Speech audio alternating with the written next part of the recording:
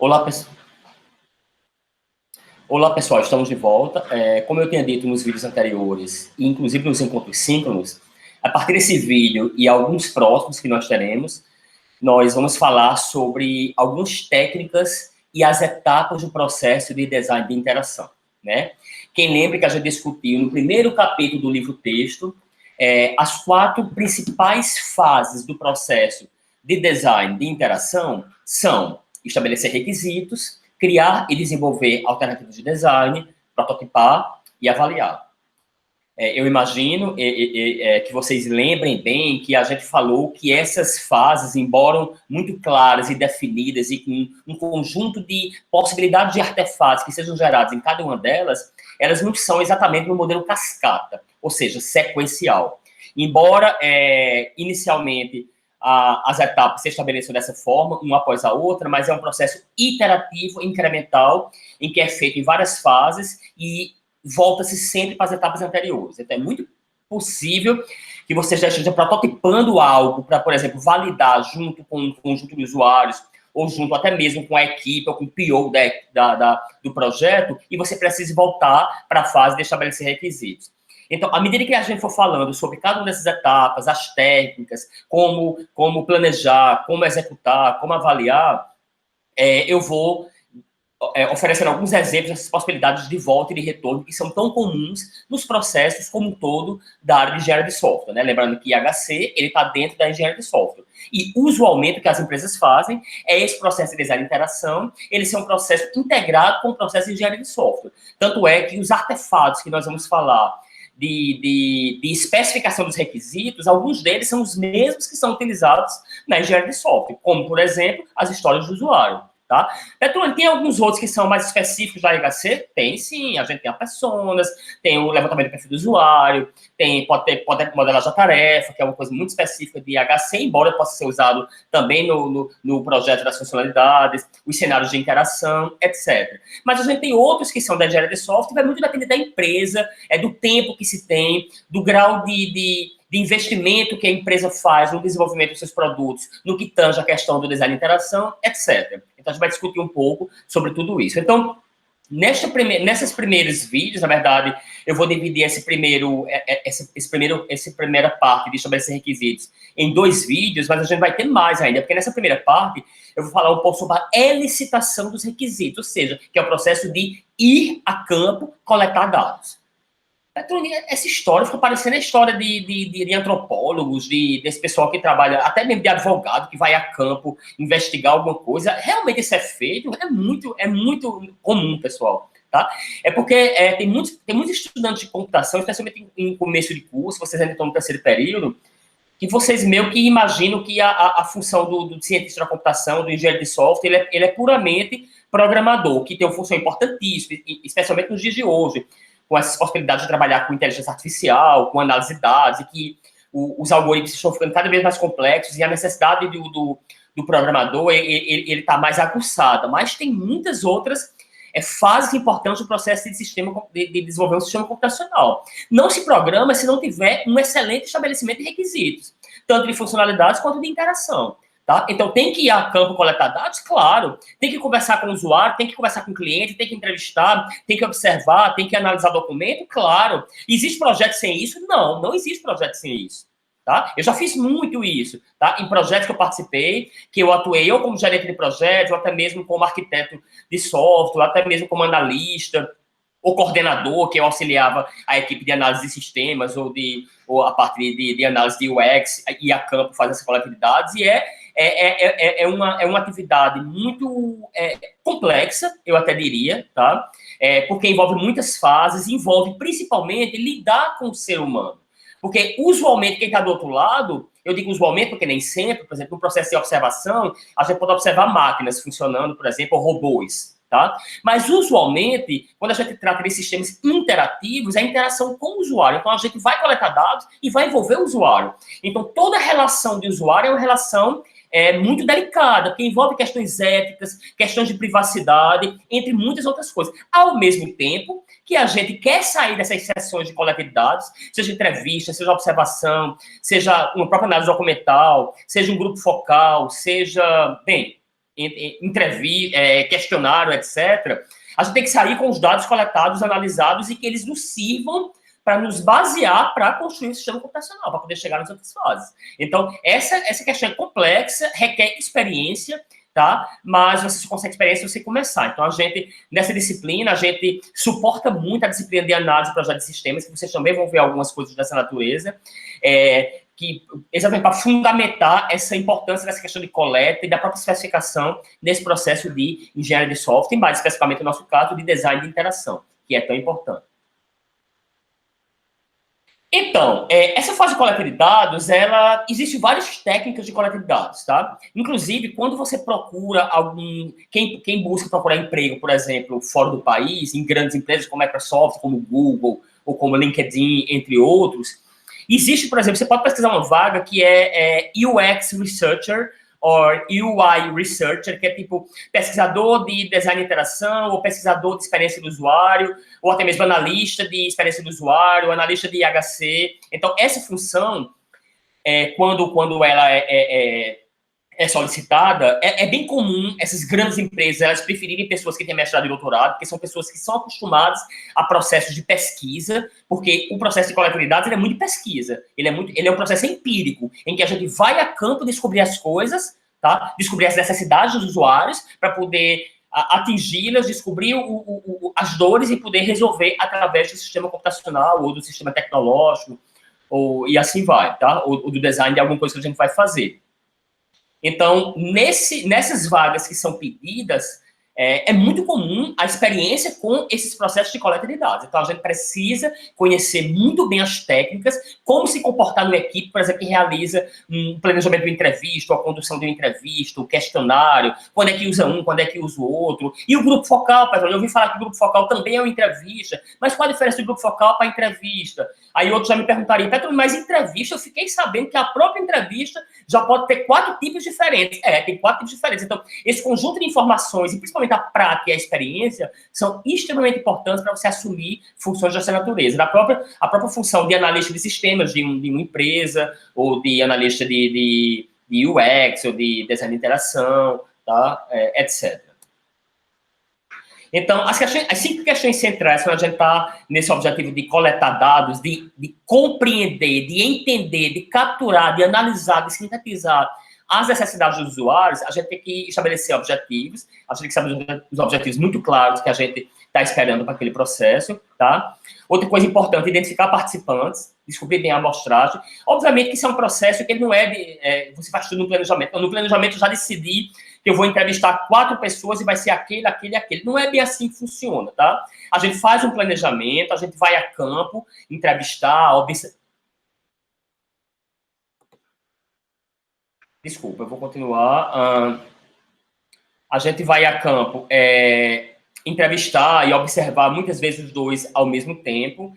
E a gente já tem em mente alguns participantes e algumas pessoas que a gente vai entrevistar. Geralmente a gente começa com pessoas de um grau maior na empresa, como diretores, somente para poder fazer aquela empatia inicial, mas o que interessa mesmo é a gente observar o chão de fábrica, que a gente chama, que são as pessoas que realmente realizam as tarefas, as atividades, que eventualmente venham a ser automatizados, ou até mesmo o sistema que já existe e vai ser refatorado, ver as pessoas utilizando o sistema. Então, geralmente, a gente chega e a gente vai identificando, à medida que a gente está imerso no ambiente onde o usuário está, aqueles participantes que a gente chama de participantes chaves. Eu já participei de inúmeras equipes de projetos de desenvolvimento de software, em que eu atuei diretamente nessa questão de coletar dados, de analisar dados, de análise realmente de processo de design de interação e de sistemas. A própria Juliana, que é uma colega nossa da unidade, também tem uma grande experiência com isso, Nádia, Lafayette. Mas nos que eu participei, eu já tive casos e casos. Por exemplo, eu participei de um muito grande, de um desenvolvimento de um sistema que era complexo, que a gente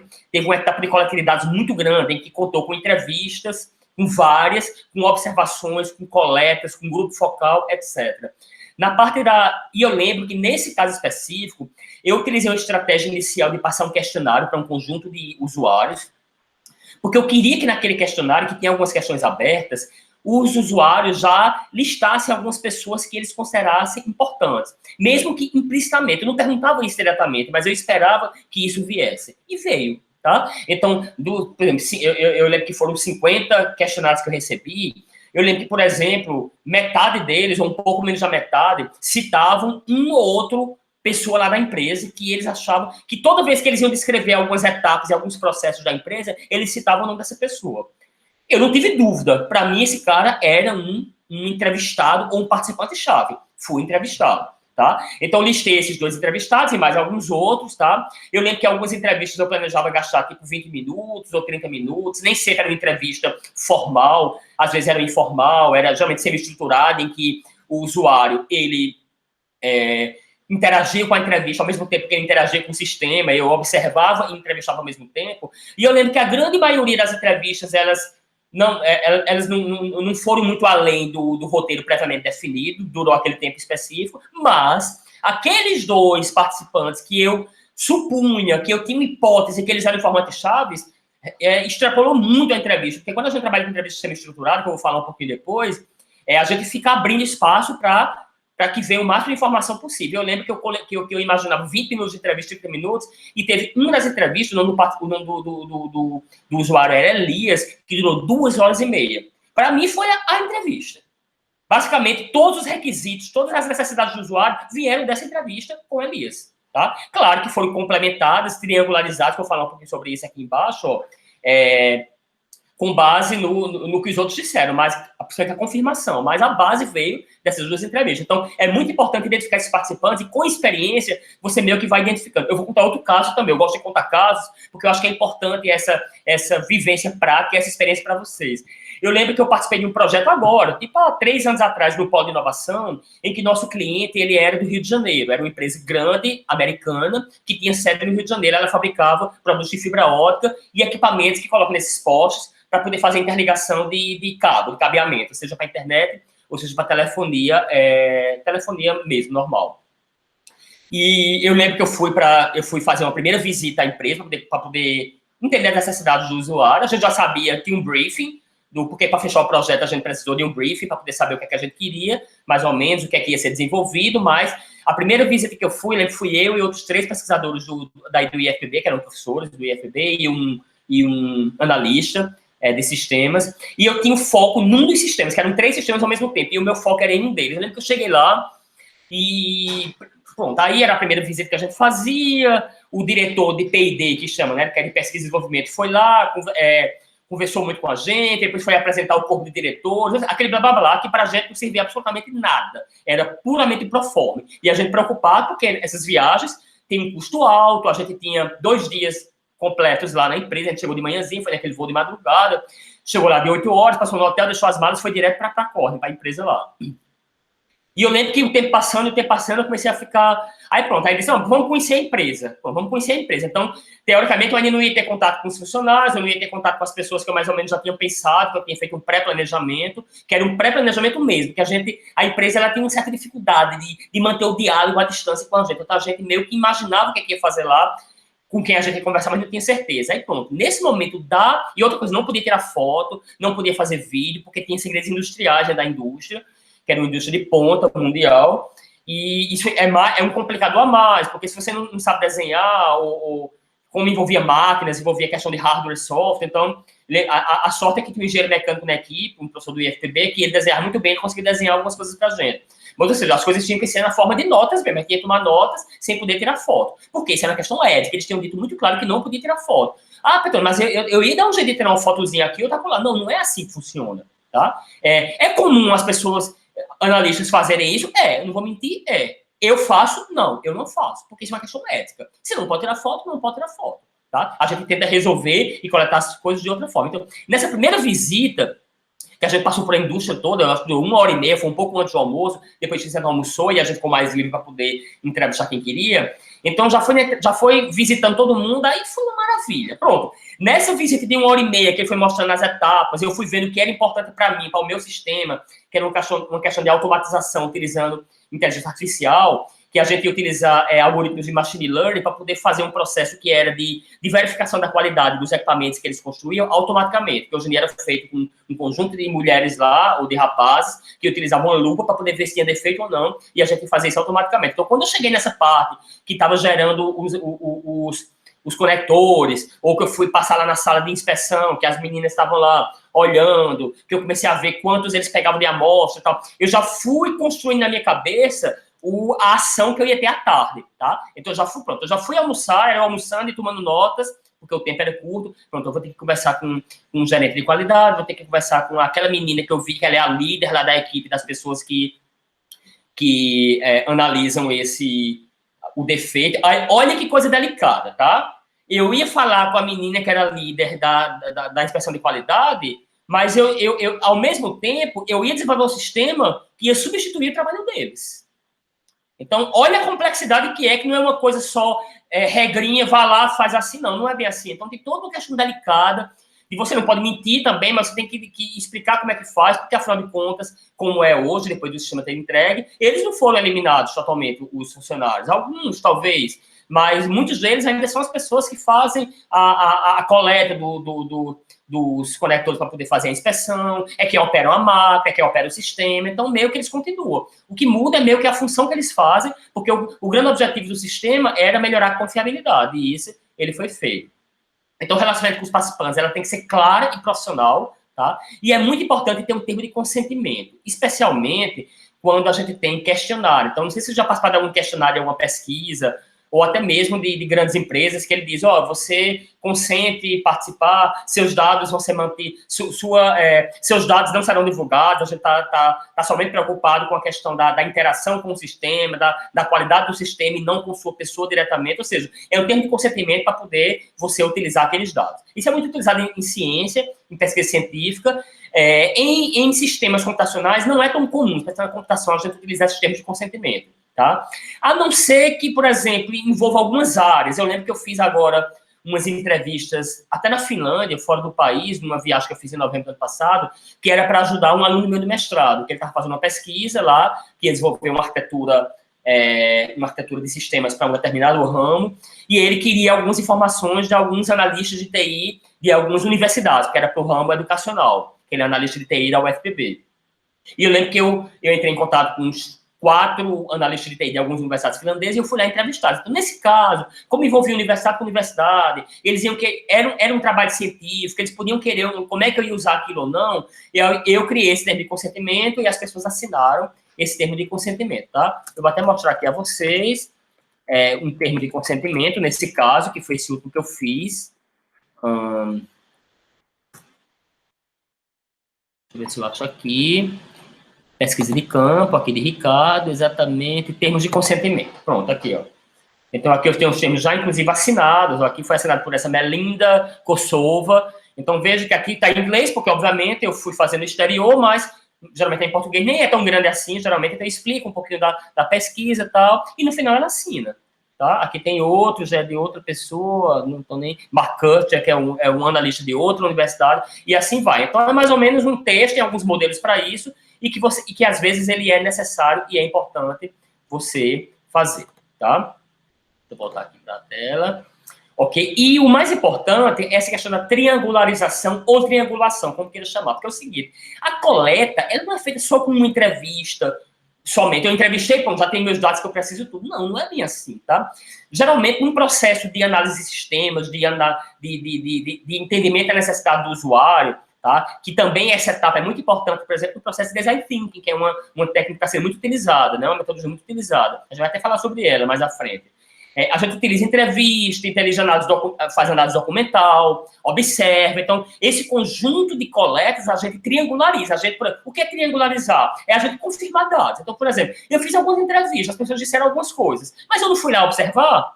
Eu posso confrontar, dizer, opa, peraí, esse povo está dizendo que faz isso, mas eu estava lá observando e eu vi que eles não fazem isso. Por exemplo, eu lembro que o rapaz lá, o que ficava nas máquinas lá, que eram 6 máquinas gigantes que ficavam construindo os conectorzinhos. É tipo o conector RJ45, desse projeto que eu estava dizendo lá.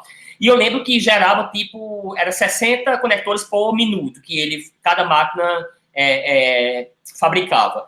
E eu lembro que, eu lembro lá, 4 máquinas funcionando no dia, o rapaz sentado e os conectores caindo. Aí ele disse o seguinte, quando eu entrevistei ele depois, ele disse, não, depois que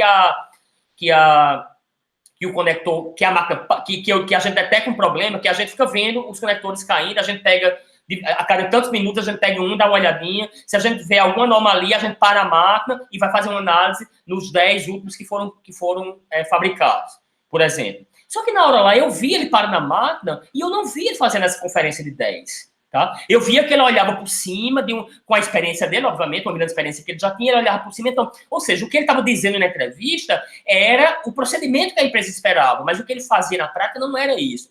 Então, esse conjunto de confrontamento a gente faz. Sabe, como é que você resolve isso? Eu posso levar para o nível de gerência e confrontar eles numa segunda entrevista, porque a entrevista não é... Fez entrevista, acabou a entrevista, bora fazer as histórias dos usuários, bora prototipar, bora validar. Não, não é bem assim. A gente entrevista, depois você bota uma entrevista dessa, eu vou falar um pouquinho sobre isso, a gente pega o conjunto de dados que ele coletou, a gente analisa, a gente sintetiza, fica algumas pontas abertas, a gente volta para lá, faz uma nova visita, ou manda e-mail tirando algumas dúvidas, depois a gente tenta resolver, depois vai fazer reunião com a equipe, apresentar os dados, a equipe questiona algumas coisas que não está muito clara, a gente volta para entrevistar novamente, ou para complementar com e-mail, ou tirar algumas dúvidas. É um processo que ele é muito interativo, o objetivo é compreender tudo, e o interessante é que a empresa valide os dados. Por exemplo, quando a gente terminou essa parte da licitação todinha, quando a gente termina, que a gente coleta pelo menos os requisitos macros direitinho, geralmente a gente passa para a empresa validar. Especialmente quando a gente cria os requisitos macro, as histórias dos usuários macro, que a gente prioriza no tempo do desenvolvimento e a gente leva para a empresa para ela validar. Então, é meio que uma validação daquele trabalho de coleta que a gente fez. Mas esses requisitos macros são suficientes? A gente não vai detalhar esses requisitos macros, não? Vai sim. Geralmente a gente utiliza tipo Scrum da vida, ou XP, ou o próprio RUP, que a gente divide em sprints, ou etapas, ou fases. Então a gente pega, por exemplo, 2 requisitos macro e a gente faz em 15 dias, ou em 21 dias. Então quando a gente pega esse requisito macro, a gente quebra ele em tasks pequenininha, a gente faz o fluxo daquela tarefa, utilizando alguma técnica de HC, ou até mesmo um texto mesmo, tá, ou um cenário de interação. Geralmente a gente faz um sketch ou um protótipozinho nesse momento. Ou seja, é um processo que a gente vai detalhando. Então, nesse processo de detalhamento do requisito, a gente pode voltar lá para os usuários novamente? Claro que pode. A gente pode tirar dúvida, normal demais. Dificilmente se você não tirar uma dúvida. A gente pode voltar para a empresa novamente. Geralmente a gente tem um usuário dentro da equipe de desenvolvimento, é o ideal, mas nem sempre é possível. Então a gente liga muito, vai lá, volta na empresa, observa novamente. É um processo muito iterativo e incremental. Então, entrevistas, que é a primeira técnica de coleta, tá? É a mais utilizada, é a mais rica, muitas vezes, porque a linguagem natural tem muitas possibilidades, né? Especialmente quando a gente usa entrevista alinhado com observação, tá? Ou seja, não só uma entrevista pura, mas uma entrevista no local onde a pessoa trabalha, realizando a tarefa. Isso é muito rico. Tá? As entrevistas com observação. Mas a entrevista por si só, ela tem várias possibilidades. Tem alguns tipos de entrevista possíveis. Petrônia, jornalista faz entrevista também, não faz? Faz. Tá? Advogado faz entrevista também com o cliente, faz? Faz. A gente faz entrevista também? Faz. Claro que faz também. Tá? É muito rico a entrevista, e o analista de sistema, o engenheiro de software, o engenheiro de UX, o engenheiro de user interface, de design interação, também faz muito. Tá? No processo de engenharia de software, a entrevista ela é essencial. Então, existem alguns tipos, tá? Existem as entrevistas não estruturadas, as estruturadas, as semi-estruturadas e os grupos focais. Cada um tem um propósito, cada um tem um uso maior, tá? E até a área, geralmente, utiliza algum tipo de entrevista dessa mais do que a outra. Por exemplo, as entrevistas não estruturadas são aquelas entrevistas meio que conversa informal. A gente vai para a entrevista sem nada preparado, simplesmente começa a bater um papo com a pessoa lá, baseado no tema, e a gente vai coletando alguns dados. Ou pode entrevistar, ou pode só ficar tomando notas. Geralmente, a gente faz essa computação na engenharia de software, no design de interação, faz também. Mas ele faz meio como um suporte às entrevistas semi-estruturadas, que é o que é mais comum na área de computação, na área de desenvolvimento de software, tá? Então, a não estruturada, a gente considera aquelas conversas informais, que tem um processo especialmente de observação, a gente vai observar uma pessoa trabalhando e a gente fica tirando as dúvidas. Mas como é que tu faz isso? Tu poderia repetir para mim, por favor? Tal. Então, isso poderia ser considerado uma entrevista não estruturada. Ela vai sem nenhum roteiro. A estruturada já é totalmente o oposto. Por exemplo, imagine uma entrevista que é feita com o presidente da República. Tu acha que existe alguma possibilidade de a gente fazer alguma pergunta que não estivesse no script? Tá? Tu acha que a gente pode mudar algum vírgula? Não, não pode. Tá? Então, jornalistas usam muito entrevista estruturada. Para a gente, mal serve. tá? Porque se é para fazer uma entrevista estruturada, eu prefiro fazer um questionário. Já que eu não vou poder mexer, não vou estar lá junto com a pessoa que eu estou entrevistando para poder ficar descobrindo mais coisas e cascaviando, e tentando aprofundar um pouco, eu faço um questionário que é muito mais barato, que eu posso distribuir aí afora, então não tem para que fazer. Então, entrevista estruturada, geralmente a gente não usa no desenvolvimento de software, tá? E a semi-estruturada, aí a gente usa muito, tá? Semi-estruturada, eu vou falar um pouquinho sobre ela, sobre como planejar, aqui ainda nesse tópico. E você geralmente tem um roteiro muito bem planejado, tá? Você vai para essa entrevista com esse roteiro previamente definido. O roteiro ele é aberto, tá? De modo que você possa, a partir de uma questão do roteiro, você chegar a muitas outras questões. Então, exatamente por isso que ela é semi-estruturada. Ela tem a estruturação de um roteiro, mas ela tem a abertura suficiente para você poder passar, por exemplo, boa parte do tempo num único item do roteiro e menos nos outros, porque você descobriu que é menos importante. Essa questão de entrevista é muito interessante, tá? Eu tô lembrando de outro projeto que eu participei em 2018, que foi um projeto com o governo federal, era com o Ministério da Agricultura. E eu lembro que era um projeto grande, que envolvia muitas equipes, mas na equipe do sistema computacional, que a gente desenvolveu uns drones, tá? Para poder fazer monitoramento das pequenas propriedades de agricultores familiares, para eles poderem receber o seguro safra. Era um projeto super interessante e findou sendo abordado no meio por questões políticas. Mas eu lembro que eu fui a primeira visita lá no Ministério da Agricultura, falar com o nome logo abaixo do ministro, e eu fiquei muito nervoso. Tá? Eu lembro que eu cheguei em Brasília um dia antes e fiquei me preparando para a entrevista. Olha que coisa interessante, porque uma entrevista dessa natureza com uma pessoa desse porte, eu não sei se eu teria outras. Tá? Eu não sei se eu teria outra, então eu teria que aproveitar o máximo, então me deixou nervoso, tá? Eu, com toda a experiência que eu já tenho, de tanto ensinar isso para outras pessoas, quanto de ter participado de vários projetos, de ter atuado na iniciativa privada, que eu já fui dono de empresa, já desenvolvi sistema de empresa antes de virar professor, etc.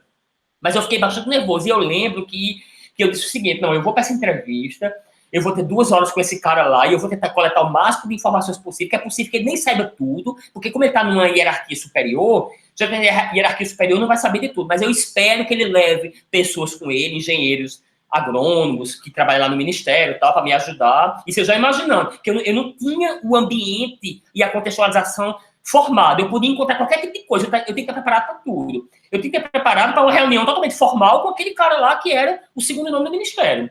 Pronto. Não ia servir de quase nada, mas faz parte do protocolo, faz parte do processo. E eu podia chegar no momento lá e encontrar um cara totalmente acessível, com uma equipe disponível para poder tirar dúvidas, e principalmente com a equipe que ele podia dizer depois, depois você fica entrando em contato com esse, ou fica entrando em contato com esse. Lembra que eu fiquei nervoso, preparei o roteiro, estudei o roteiro, porque você não pode chegar na hora e ficar lendo. Você até tem o roteiro impresso, obviamente, você entregar eles na hora, se for o caso, não precisa, geralmente, nesse caso, mas eu levo impresso e eu fico só me baseando nele. E eu lembro que eu cheguei na hora, foi o melhor cenário possível. Era o cara lá, super acessível, não sabia de tudo, obviamente, ele é um cargo político, mas ele estava com a equipe toda pronta lá, e eu saí dessa reunião com um monte de informação. Era para durar no máximo 2 horas, eu passei quase 3 horas e meia lá nesse ministério, na SEAD, nesse departamento do ministério, e eu lembro que eu saí com o nome de 3 ou 4 caras lá, que eram os caras que sabiam tudo que eu precisava. Pronto, voltei, a partir de então, não voltei em Brasília mais, não precisei, porque por e-mail e por chamada de vídeo, eu consegui resolver tudo com os engenheiros lá, para poder ficar tirando minhas dúvidas. Tá? Então, ou seja, é um processo que você vai aprendendo, você tem que ter todo o jogo de cintura para poder ir identificando, para todo mundo, não é para todo mundo não, isso não. Não é todo mundo que se adapta a um processo de coleta de dados, de análise de sistemas, de análise de design de interação e entender a necessidade do usuário. Tem gente que é para ser programador mesmo, que é um cara que gosta de trabalhar com algoritmos, e gosta de pensar matematicamente, para trabalhar com... Mas tem gente que tem esse perfil de virar analista de sistema. Eu tenho histórias e mais histórias para contar. Quando as nossas aulas eram presenciais, eu geralmente falava várias sobre elas, mas eu vou tentar ir pincelando algumas delas, tá? Então, a investigação estruturada é a mais utilizada e é a que a gente vai mais focar nesse capítulo. Depois tem os grupos focais, que é muito parecido com a entrevista estruturada, mas ela é em grupo, tá? É uma entrevista em grupo. Tem vantagens, tem desvantagens, eu vou falar um pouquinho sobre elas, tá? Ele é muito usado para avaliação. Então, por exemplo, uma avaliação da usabilidade ou da experiência do usuário, por exemplo, nesse processo de design de interação, a gente poderia utilizar um grupo focal. Já utilizei muito grupo focal em projetos meus. tá? Especialmente projetos científicos de alunos meus de mestrado que terminaram a dissertação, desenvolveram um sistema e realizaram grupos focais para poder coletar a viabilidade do sistema ou melhorias do sistema. Então, basicamente é uma entrevista em grupo. E a gente usualmente utiliza alguns elementos para poder enriquecer a entrevista. Basicamente é isso, tá? Então, as não estruturadas, já falei, não vou ficar falando muito, elas são totalmente exploratórias e é muito parecida com uma conversa informal, tá? Questões são totalmente abertas, sem restrição de formato, que a gente nem leva a questão, a gente, no máximo, sabe qual é o objetivo do que a gente está querendo saber. Então, é uma conversa, basicamente. E, na minha opinião, na nossa área de engenharia de software, de compreensão da necessidade do usuário com fins de um software a ser desenvolvido, eu considero muito que essas entrevistas não estruturadas, elas dão suporte para as entrevistas semi-estruturadas, tá? Quando a gente vai fazer aquelas observações e a gente fica batendo papo com algumas pessoas, sem muita validação de roteiro. A gente pode ter um plano de tópicos a ser abordados, mas geralmente a gente nem tem isso, tá? Geram riquezas de dados, compreensão profunda sobre o tópico. Então, é muito comum, após algumas entrevistas semi-estruturadas, você já foi com a entrevista previamente roteirizada e você fez as entrevistas, você parte depois para complementar e tirar algumas dúvidas com as entrevistas não estruturadas, porque você vai somente com aquele foco. Por exemplo, eu fiquei na dúvida, equipe, na hora que ele vai fazer a inspeção, que as pessoas lá pegam os conectorzinhos para fazer a inspeção, eu fiquei na dúvida que ela disse que eram 100... conectores que eles pegam a cada 6.000 gerados, para poder fazer uma análise de conformidade. Mas aí eu peguei um documento lá da empresa que mostra os procedimentos, padrões, e lá fala em 200. Finalmente, são 200 ou são 100? Porque o saquinho que a gente compra vem 200. Então, eu achei estranho que era 100, porque o saquinho é 200. Então, ele pega um saquinho e pega somente a metade, ele vai contar. Então, esse detalhe mais baixo nível, a gente não consegue, geralmente, chegar no entrevista estruturada. Então, é comum a gente voltar para a empresa, voltar lá no local dos usuários e fazer esse tipo de pergunta, muitas vezes, de uma forma não estruturada, sem ter um roteiro pré-definido, porque a gente não sabe exatamente o que a gente quer, tá? Então, as estruturadas é totalmente o contrário, é o oposto da não estruturada, as perguntas são totalmente pré-determinadas e é semelhante ao questionário, a gente não muda, tá? Porque pode correr o risco de acontecer o que aconteceu com o Trump, né? Há 2 semanas atrás, ele foi dar uma entrevista, eu acho que foi ao canal NBC, lá dos Estados Unidos, não sei se vocês viram aquele 60 Minutes, que é um programa importantíssimo, e ele, no meio da entrevista, se revoltou e saiu. Certamente porque devem ter mudado o roteiro. Então, um cara daquele não vai dar uma entrevista que não seja totalmente estruturada. Então, a mulher deve ter feito um o que a mais, e ele se revoltou e saiu da entrevista, tá? Porque, usualmente, é pergunta e resposta somente. Então, o cara dá uma resposta que, se fosse uma entrevista semi-estruturada, aquilo geraria 30 perguntas na sua cabeça que você podia detalhar, tirar dúvida com ele, mas, no caso lá, infelizmente, como é estruturado, não. Você simplesmente tem que baixar a cabeça e partir para a próxima pergunta. Por isso que não serve muito para nós na hora de identificar a necessidade do usuário. Para entender a necessidade, eu tenho que entender as necessidades. Se na pergunta que eu fiz, a resposta que veio não foi suficiente, ou veio um outro de abertura, eu tenho que perguntar aquelas aberturas até entender tudo. É esse o processo. E não esqueça, usualmente, depois eu vou dizer porque eu estou dizendo usualmente, do outro lado, tem usuários que vão cooperar com a gente. Tá? Não é um presidente da República que eu estou entrevistando ou um candidato que vai ficar revoltado porque eu fiz uma pergunta falando sobre aquela corrupção que ele fez há 10 anos atrás. Não. No outro caso, tem uma empresa que está tanto quanto a gente, que é empresa desenvolvedora, a outra empresa que é a que vai receber o sistema desenvolvido, ambas têm interesse. Tá? Claro que tem aqueles casos, como esse caso que eu estava, que os usuários que estavam participando da entrevista, muitas vezes, da observação, o sistema que ia ser desenvolvido ia substituir o trabalho deles, então isso é uma questão mais delicada. Acontece casos também de diretores que sabotam o sistema e que não fica querendo passar as informações, acontece isso também. Aí vai do jogo de cintura do analista, do engenheiro, de UX ou de sistemas, de conseguir compreender conseguir compreender quem é aquele cara, falar com o diretor, tentar tirá-lo da jogada, então é bem delicado isso, tá? A mesma pergunta é usada a todos os participantes, então, como a entrevista é estruturada, geralmente ela é igualzinha para todo mundo, ela não muda o script. Perguntas são curtas e claras, usualmente são fechadas, tá? A resposta é muito sim ou não, ou a gente já está mais ou menos esperando, a gente já prevê qual é a resposta que o usuário vai dar. E é útil quando os objetivos são claramente compreendidos e as perguntas específicas podem ser identificadas, tá? Por exemplo, quais dos seguintes sites você visita com mais frequência? google.com, msn.com ou facebook.com. Ou seja, você vai simplesmente perguntar que isso poderia muito bem ser uma questão de um questionário. Não precisava ser de uma entrevista, tá? Ah, Pedro, então você está querendo dizer que questionário não serve nada para a gente? Não, eu não estou dizendo isso não, tá? Tem questionário, é outro tipo de técnica muito utilizada em coleta, tá? Que é muito importante também, especialmente em usar em conjunto com entrevista semi-estruturada. Por exemplo, eu gosto muito de usar questionário em avaliação, tá? Então, por exemplo, a gente vai ver testes de usabilidade. Nos testes de usabilidade, usualmente ao final do teste, a gente faz uma pequena entrevistazinha com o usuário ou um questionário. Eu, Petrônio, prefiro fazer questionário, tá? Porque eu acho que a entrevista já foi, o cara já participou do teste, eu já observei ele realizando o teste e tal. Eu acho que um questionário não é suficiente. Então, ou até mesmo quando o nosso sistema, a gente quer verificar alguma melhoria, alguma funcionalidade, e a gente é um sistema de nível global. Então, a gente passa o questionário ao mundo todo. Não tem como fazer entrevista. Entrevista é cara. Tá? Você faz entrevista, tem deslocamento, tem ir ao local do usuário, para ver o usuário utilizando o sistema, ou realizando aquela tarefa. É caríssimo fazer entrevista, é muito mais trabalhoso. Um questionário você faz, distribui para todo mundo aí, se for de propósito geral, e é muito mais simples você coletar, mas é bem mais limitado. Então, tem que ver quando é que vai usar cada um deles.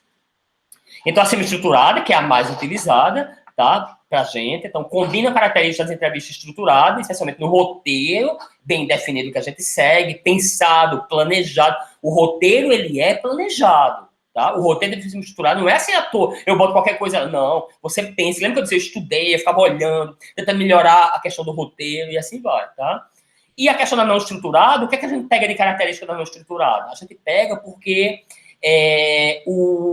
a gente tem possibilidade de aprofundar muito o que a gente está querendo, especialmente se o usuário dá abertura. O usuário que a gente está entrevistando, ele dá abertura para a gente fazer isso, ou ele dá deixa nas respostas que ele dá, para que a gente aprofunda algumas coisas. É muito comum a gente aprofundar, porque a entrevista semi-estruturada, ela é profunda, tá? Ao mesmo tempo que ela também ela é aberta na horizontal, porque a gente já delimita o que a gente quer chegar através do roteiro, mas ela permite um aprofundamento vertical em alguns pontos que a gente julga ser mais importante e mais relevante para compreender a necessidade daquele tipo de usuário. Pode ter pergunta aberta e fechada, pode ter pergunta. Você prefere isso ou aquilo? Claro que pode ter. Mas, usualmente, elas são abertas para poder aprofundar as questões, tá? É simples fazer as perguntas? Não, não é simples, tá? A gente tem que ter muito cuidado, porque quando a gente pergunta, a gente não coloca a resposta já na pergunta. Eu já vi algumas pessoas entrevistando, eu já fui entrevistado, por exemplo, em algumas entrevistas estruturadas, que alguém perguntava, mas por que você não gosta disso? Opa, quem disse que eu não gosto? Você já está dizendo que eu não gosto? Por que você não usa isso? Porque os usuários da empresa usualmente não usam tal coisa. E quem disse que eles não usam? Não, certamente o cara já viu lá, já tem feito uma entrevista anterior e viu que não usa, mas é muito delicado fazer uma pergunta desse tipo, porque você meio que direciona o usuário a responder alguma coisa. Então aquilo não vai ter validade. É melhor perguntar mais geral, por exemplo, qual foi a última vez que você usou tal coisa? Você poderia descrever a última vez que você utilizou tal funcionalidade? Não, eu não utilizo essa funcionalidade, não. Não, você não utiliza, não. Então me diga outra. Qual foi a última vez que você viu alguém utilizando essa funcionalidade? Não, eu realmente não tenho. No último ano eu não vi ninguém utilizar essa funcionalidade. Ou seja, você descobriu, realmente confirmou que ninguém usa, sem indicar àquela pessoa que estava sendo entrevistada que você queria que ela dissesse aquilo. Não, você confirmou, mas através de uma pergunta totalmente aberta e sem indicação para o que você estava querendo como resposta. Então, você fica sondando o entrevistado a todo momento, atrás de informações mais relevantes, tá? Isso é muito importante. É muito comum você terminar uma entrevista e você grava, geralmente, quando pode, tá? A entrevista. Eu acho que eu nunca participei de um projeto que eu não pude gravar. Geralmente pode gravar a entrevista, não de vídeo, mas pelo menos de áudio, com o celular mesmo. E eu lembro que depois de estar escutando a entrevista, para poder ficar transcrevendo ou ficar pegando os pontos mais importantes, falar um pouco sobre isso, que é a parte da extração dos dados, para poder sintetizar e chegar a informações importantes para o desenvolvimento do sistema ou da interação, a gente descobriu outras coisas que a gente queria saber, que a gente não percebeu na hora lá. Aí a gente vai anotando essas coisas para poder voltar para uma segunda entrevista, ou para uma entrevista já não estruturada, que a gente vai somente coletar essas informações de forma ad hoc, e assim vai. Não antecipar uma resposta, é o que eu disse. Intenção de serem amplamente replicados. Então é importante que o roteiro seja replicável. Não é que uma entrevista sendo estruturada, a condução dela geralmente nunca é igual a outra. As perguntas nunca vão ser iguais às outras, mas o roteiro ele é igual. O roteiro ele é totalmente replicável. Ah, Pedro, mas eu fiz uma primeira entrevista e eu notei que eu tinha que colocar no roteiro lá um outro ponto que eu não tinha considerado. Não, sem nenhum problema. Até porque essa primeira entrevista pode ser considerada uma entrevista piloto, tá? Mas, assim, usualmente o tópico em si do roteiro, ele não vai ser acrescentado, não. O que vai ser acrescentado é que você descobriu, por exemplo, que alguns entrevistados falar quando tal tópico estava sendo discutido, ou você estava ouvindo ele, você tem que ouvir muito mais do que falar, tá? Isso é outra coisa importante. O que para mim é difícil, porque eu falo muito. Mas eu sempre eu faço um estudo, uma análise mental antes de começar a entrevista, a dizer, Petrônio, você não vai falar, você não é o foco, você não é o foco. Eu pergunto e deixo a pessoa ficar falando. Só intervém quando realmente é necessário. Mas você vê que quase todos os entrevistados detalhavam alguma coisa, tá? De repente, nada impede de você, quando for entrevistar uma outra pessoa, que aquela pessoa, por acaso, não detalhou aquilo ou não abordou aquilo, você não custa nada você abordar uma pergunta, não tem nenhum problema, tá? E, finalmente, o grupo focal, que é o outro tipo de entrevista, ele é feito em grupo, de 3 a 10 pessoas, depende muito do seu referencial teórico, mas tem alguns autores que falam de 3 a 7, mas tem outros que falam de 3 a 10. Eu já fiz muitos grupos focais, mas nos meus casos eu geralmente vario de 3 a 5, tá? Quando é menos do que 3 não é bom, porque um dos grandes objetivos de grupo focal, primeiro que ele é facilitado, então facilitador, que é o entrevistador, mas eu gosto de fazer um grupo focal com 2 pessoas, geralmente um facilitador, que é aquele que conduz as perguntas, e outra pessoa que fica tomando notas, tá? Se ela, por acaso, não for gravada, ou então observando mesmo, porque às vezes as expressões que as pessoas fazem, as surpresas que elas têm, é muito importante. Mas uma grande importância do grupo focal é que quando alguém está respondendo alguma coisa, está dando uma opinião, está falando sobre como é que ela realiza tal coisa, aquilo pode despertar no outro entrevistado, que faz parte da entrevista, alguma coisa que ela tinha esquecido. Então, o bom do grupo focal é que você geralmente é incentivado pelos outros a lembrar de algumas coisas que você sabe, que você fez, ou que você não faz, e isso fica muito rico, essa colaboração. Ao mesmo tempo, tem o velho problema das questões quando elas são colaborativas, que tem gente que fala muito, tem as pessoas que são mais extrovertidas, e essas tomam o processo e geralmente não dá espaço para os outros. Então, por isso que o facilitador é tão importante nesse processo. Então, a gente leva um roteiro também, do mesmo jeito da entrevista sendo estruturada. A gente pressupõe que os participantes desenvolvam opiniões, conversando com os outros. Então, exatamente, as respostas às questões do roteiro, elas vão se desenvolvendo à medida que um vai interagindo com o outro. Então, usualmente, o entrevistador fala menos. Quando é um entrevistador em entrevista semi-estruturada, que você pergunta alguma coisa que o entrevistado começa a responder, como é que ele faz aquilo, como é que ele não faz, e que você vê uma deixa para perguntar uma outra coisa, e para ir aprofundando, no grupo focal, geralmente, essas coisas que vão aprofundando é baseado no que os outros estão dizendo, e não você como entrevistador. Então, se na entrevista semi-estruturada, você como entrevistador, como analista, como engenheiro de UX ou de sistemas, que você fala o mínimo possível, no grupo focal fala menos ainda, tá? Algumas desvantagens é que os comentários devem ser interpretados no contexto do grupo. Então, por exemplo, é possível que se você estivesse entrevistando cada um daqueles participantes do grupo focal separadamente, algumas coisas não teriam aparecido, porque elas só apareceram por causa do contexto da discussão que estava sendo gerada. E, às vezes, até mesmo mentira pode ser feita lá, para a pessoa poder se mostrar que é daquele jeito, ou mostrar que faz aquilo também. Então, isso tem que ser interpretado, e às vezes é delicado você fazer essas confirmações, tá? As discussões muito facilmente são desviadas.